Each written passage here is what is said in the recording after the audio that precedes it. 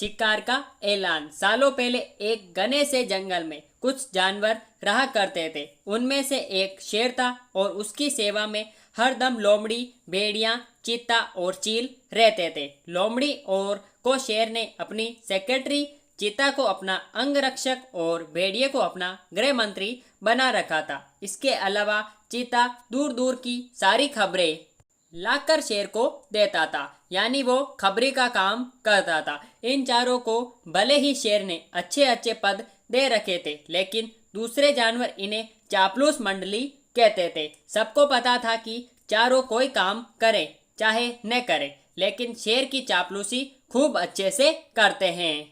रोजाना चारों जानवर शेर की बड़ाई में कुछ शब्द कह देते थे, जिससे वो खुश हो जाता था। इन सब के चलते जैसे ही शेर शिकार करता था तो उनका अपना पेट भरने तक खाने के बाद वो अपने चारों खास पद में बैठे जानवरों को बाकी का हिस्सा दे देता था। इसी तरह लोमड़ी, भेड़िया, चीता और चील की जिंदगी बड़े ही आराम से कट रही थी। एक दिन खबरी चील ने अपने चापलूस दोस्तों को आकर बताया कि काफी देर से सड़क के पास में ही एक ऊंट बैठा हुआ है। भेड़िया ने सुनते ही पूछा कि क्या वो अपने काफिले वालों से बिछड़ गया है। चीते ने इस सवाल को सुनते ही कहा कि चाहे जो भी हो, हम उसका शिकार करवा देते हैं शेर से।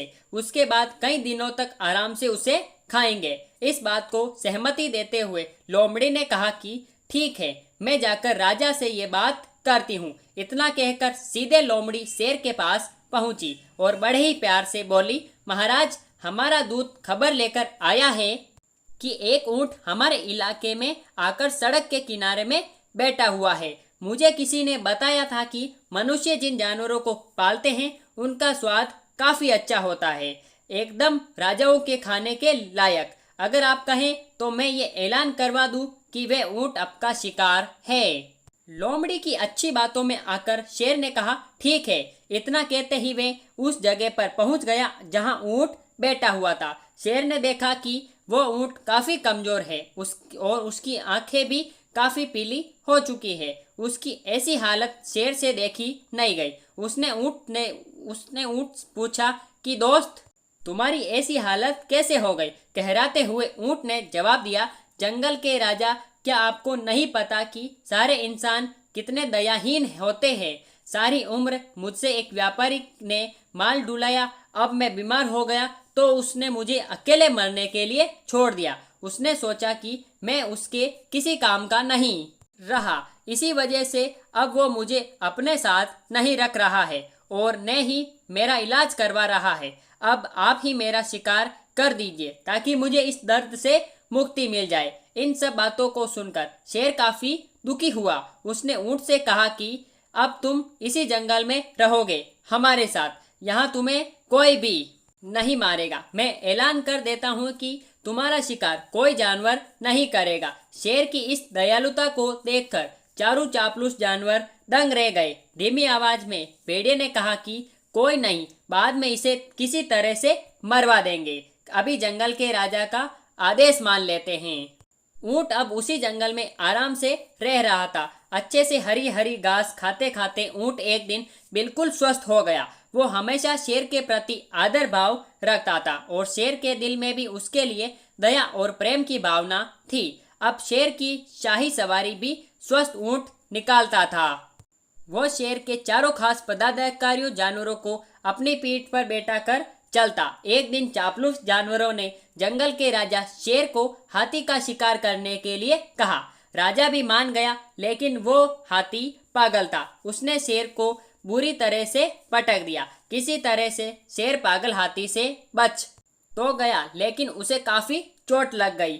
अब बीमार शेर बिना शिकार किए किसी तरह से अपनी जिंदगी जीने लगा। उसके सेवक भी भूखे थे। उनके मन में हुआ कि आखिर ऐसा क्या करे कि कुछ खाने को मिल जाए। फिर उनका ध्यान हट्टे कट्टे हो चुके ऊंट पर गया। सबने मिलकर एक तरकीब सोची और राजा के पास चले गए। सबसे पहले भेड़िए ने कहा कि महाराज, आप कितने दिनों तक भूखे रहेंगे? मेरा शिकार करके मुझे खा लीजिए, आपकी भूख मर जाएगी। फिर चील कहने लगी कि राजा साहब, भेड़िए का मांस खाने लायक नहीं होता है। आप मुझे खा लीजिए। चील को पीछे धकेलते हुए लोमड़ी बोली, तुम्हारा मांस इनके दांतों में ही लगकर रह जाएगा, आप इसे छोड़िए, मुझे खा लीजिए। एकदम से फिर चीता बोला कि इसके शरीर में आपको सिर्फ बाल ही मिलेंगे, आप मुझे खाकर अपनी भूख मिटा लीजिए। यह सब उन चापलूस जानवरों का नाटक था जिसे ऊंट नहीं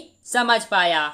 उसने भी एकदम से कहा कि महाराज, मेरी जिंदगी तो आपकी ही दी हुई है, आप इस तरह से भूखे क्यों रहेंगे, आप मुझे मारकर खा लीजिए। चारों चापलूस जानवरों को इसी बात का इंतजार था। उन्होंने एकदम कहा कि ठीक है महाराज, आप ऊंट को ही खा लीजिए, अब तो ये खुद ही कह रहा है कि मुझे खा लो, और इसके शरीर में मांस भी काफ़ी ज़्यादा है। अगर आपकी तबीयत ठीक नहीं लग रही तो इसका शिकार हम कर देते हैं। इतना कहते ही चीते और भेड़ियों ने मिलकर एक साथ ऊंट पर हमला कर दिया। कुछ ही देर में ऊंट की मौत हो गई।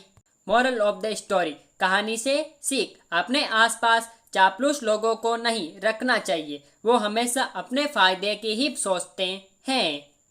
तो मेरे प्यारे भाइयों और बहनों, आपको आज की हमारी कहानी आपको कैसी लगी आप हमें नीचे कमेंट बॉक्स में बता सकते हैं। साथ ही साथ ऐसी ही धमाकेदार एंड मज़ेदार मोरल स्टोरीज के लिए आप हमारे चैनल को सब्सक्राइब करके बेल आइकन जरूर प्रेस करें, ताकि हमारी ऐसी वीडियोस की सब नोटिफिकेशन सबसे पहले आप तक पहुंच सके जैसे ही हम उस वीडियो को अपलोड करें। फिर मिलेंगे ऐसी धमाकेदार स्टोरी के साथ, तब तक के लिए गुड बाय। जय हिंद, जय भारत, थैंक्स फॉर वॉचिंग।